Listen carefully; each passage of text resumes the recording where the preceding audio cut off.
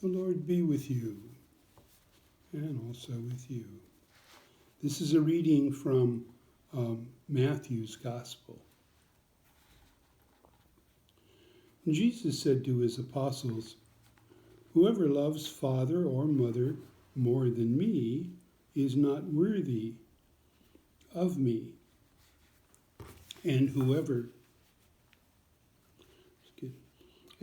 loves son or daughter more than me is not worthy of me, and whoever does not take up his cross and follow after me is not worthy of me. Whoever finds his life will lose it, and whoever loses his life for my sake will find it.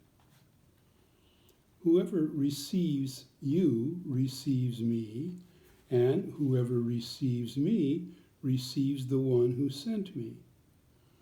Whoever receives a prophet, because he is a prophet, will receive a prophet's blessings. And whoever receives a righteous man, because he is a righteous man, will receive a righteous man's reward.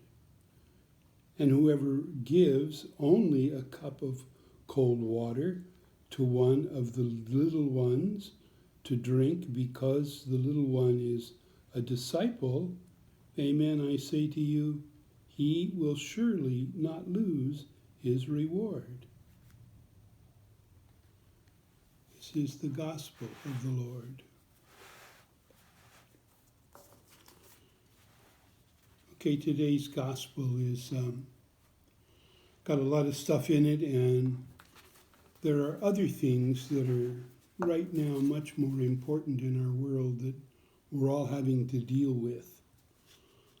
Huge things, and they've really messed us all up. For instance, the virus. Because of the virus, all things in our lives are affected. Our schedules, what we can and cannot do, all of our relationships, who we can get with and who we can't, and when we do, how do we get with them and how do we relate? Jobs, schools, closed, opened, partly, here, there, all of different. Shopping, can you shop? Well, maybe, yes, no, sometimes. Not here, only there.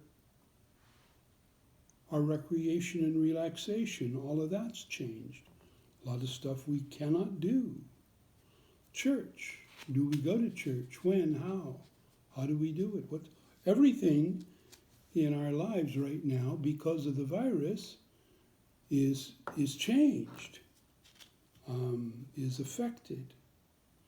And then another huge, huge issue in our culture right now is racism, sexism, homophobia, violence in our culture.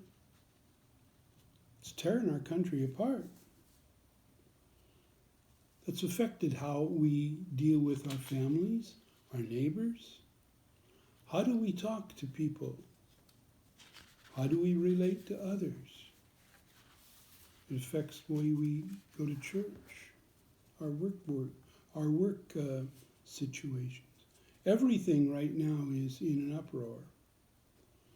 And a lot of pain, a lot of suffering, deep, deep, deep hurt in a lot of people's lives. One of the big questions floating around in our world, and I keep hearing it, is, why is God doing this to us? Well, God isn't doing it to us. As soon as people start saying, God's doing it to us because, then they start blaming other people. That's not what's happening. Bad things happen to everybody, and they always have. Bad things happened to Jesus, didn't they? John the Baptist. Mary, Jesus' mother. Terrible things happened to her.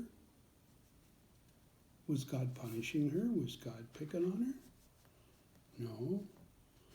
Bad things happen to everyone. Why? Well, I've mentioned this before, but not really spent time talking about it. The simple fact is that we are physical human beings. When God created us, God made us physical human beings. That means that we break and we're crooked and we can sprain our ankles and we get old and we're young. And we're always, as physical beings, always in the process of change, modification, development, evolution. All of us. Everything that God created in our universe is physical. So it's all in the process of change. Mountains are changing. The rivers that surround us and go through Portland, they're all changing by the minute. Everything changes. And in that process, we get hurt, bumped, bent, broken, cracked. Happens to absolutely everybody. God's not picking on anybody. That's just the way things are. Now and then viruses break out, or disease. They happen. A hurricane goes by. So this is happening because we're physical. The other part, the racism thing, is happening because God gave us free wills. We're absolutely free. I can do anything I want. You know, I can heal you or I can hurt you. I can love you or I can hate you. I've got that right. I can choose. And you have that right. You can choose. And because we have those rights, we do choose. And we choose people